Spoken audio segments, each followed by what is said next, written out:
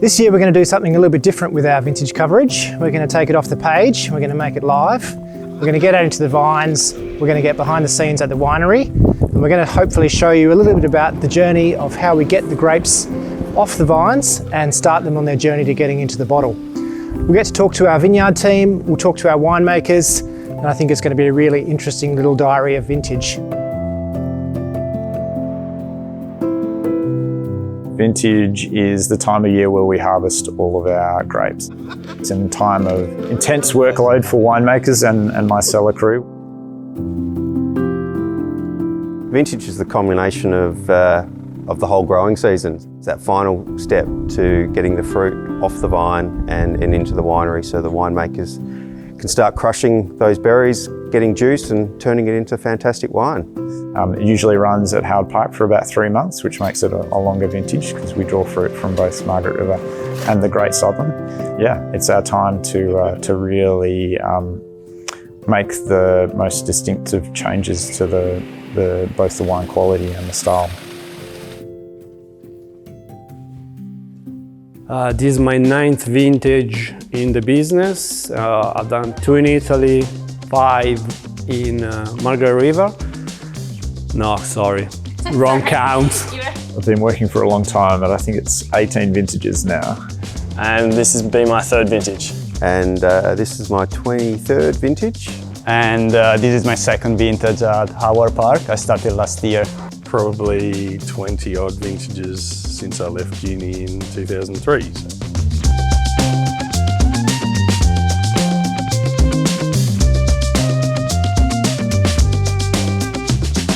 I suppose the biggest challenge of vintage is that we've got a heap of work to do in a small amount of time, and pretty much all the wines are made to, like 80% of the wine is made in these couple of months, and so it's 24/7. There's a lot of work and a lot of planning to squeeze into that time, and some vintages we have problems with weather and disease pressure and birds. Yeah, lovely sort of wet days like this are certainly days that are a bit challenging, where we can have some rain events which can compromise fruit quality. Those things are out of our control, but happen every now and then. We just have to pivot and move in a slightly different direction.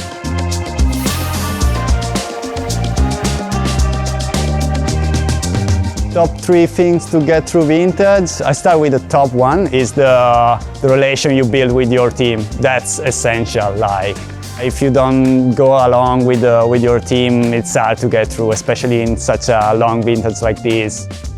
Music, super important. It's good to have a kind of genre at the beginning of the night shift, and at the end, you know, maybe at the end the guys will prefer to put some techno on to stay alive and keep on working hard. And food is another great thing. We got lucky because we have 2 chefs during the week. They cook for us, and we never complain about food. It was always excellent. Working with Nick's fantastic. He's got years of experience making really high-end sparkling and table wines from quite a few different districts in Australia. He's a good bloke to spend time with, which we do since we own vineyards in just about every corner of WA. Our running joke is that over vintage we're our vintage wives. We spend more time in a car together than we ever actually see our wives for the entire week.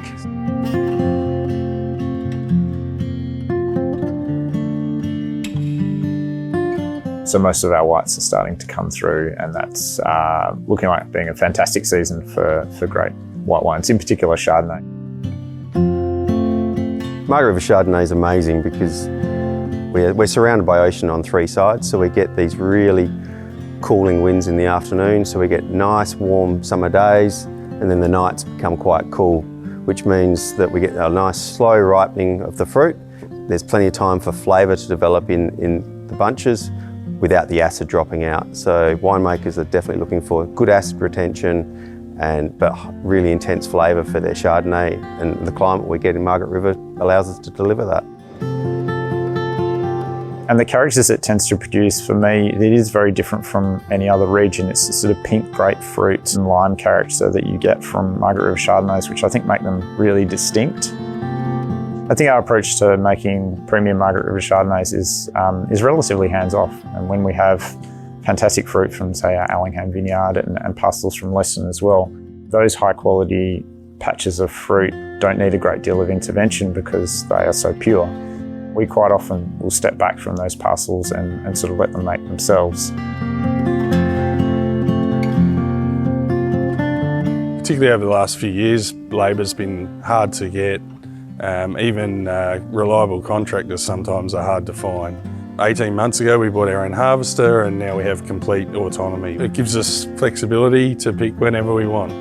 If there's weather coming, we can obviously pick for 2 or 3 days straight if we need to and get over a lot of ground.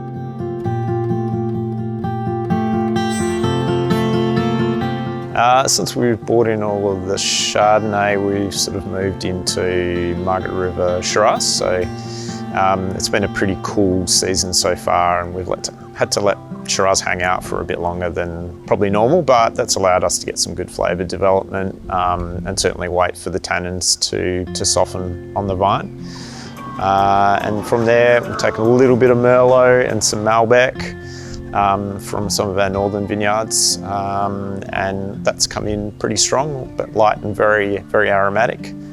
And now we're just starting to move into Cabernet proper. And we've had a couple of rain events, so we've had to sort of stop and pause and wait for those to pass. But yeah, again, it's been quite cool. So we've been able to just wait for those tannins to soften and the flavour to come up and the acid to sort of fall away. So a nice sort of graceful season, again, much similar to the cracking season we had last year.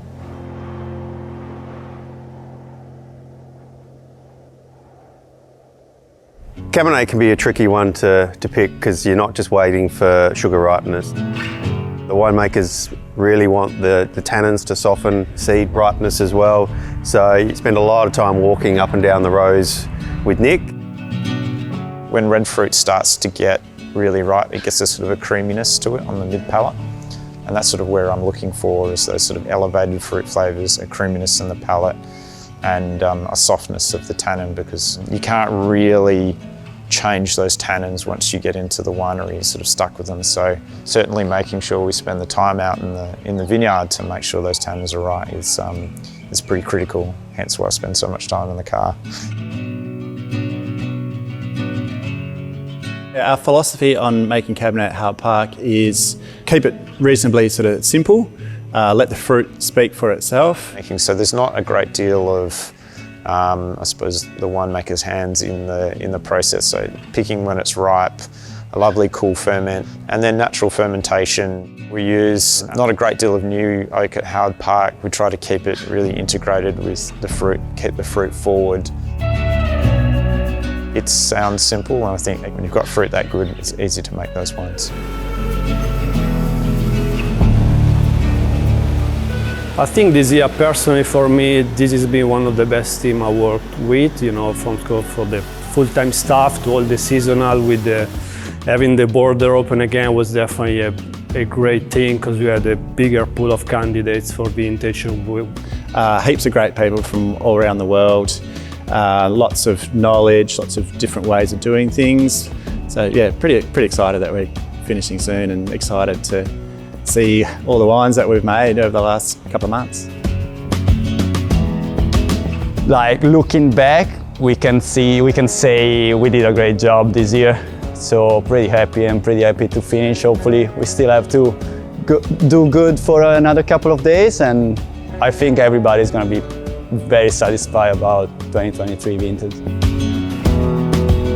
Vintage is the most exciting time of the year, but of course there is a lot of hard work involved. So of course towards the end we always, you know, we're all on top, but yeah, we're kind of looking forward to wrap everything up and definitely start like focusing more on the wine finish, helping the wine to get to the last stage, get into bottle. Definitely, we're looking forward to that part.